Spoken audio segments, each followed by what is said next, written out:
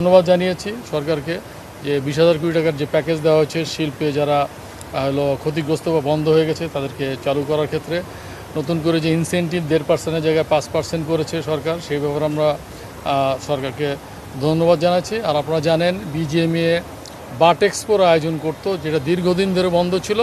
এবার এটা চালু হবে এবং আমরা ওনার অ্যাপয়েন্টমেন্ট পেয়েছি। নভেম্বরের শেষ সপ্তাহে অথবা তৃতীয় সপ্তাহে বাট এক্সপো আয়োজন করবো, সে ব্যাপারে উনি আমাদের অ্যাপয়েন্টমেন্ট দিয়েছেন। 1 বছরের মধ্যে ঢাকা চিটাং এক্সপ্রেসওয়ের ব্যাপারে আমরা অনেক দিন ধরে কথা বলেছি, এটাও উনি আশ্বাস দিয়েছেন যে এটা নিয়ে কাজ হচ্ছে।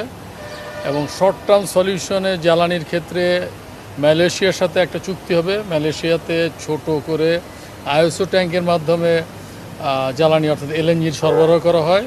সেটা ইন্দোনেশিয়ার সাথে ওরা যেভাবে কাজ করে বাংলাদেশের সাথেও সেটা নিয়ে কাজ করছে জ্বালানি মন্ত্রণালয়। এই সমস্যাগুলো সমাধান হওয়া দরকার, এটা আমরা 2 ভাগে ভাগ করেছি। একটা হলো লং টার্ম যে সমস্যার সমাধান, আর হলো শর্ট টার্ম যেটা আমরা চাই ইমিডিয়েটলি সলভ হয়ে যাবে।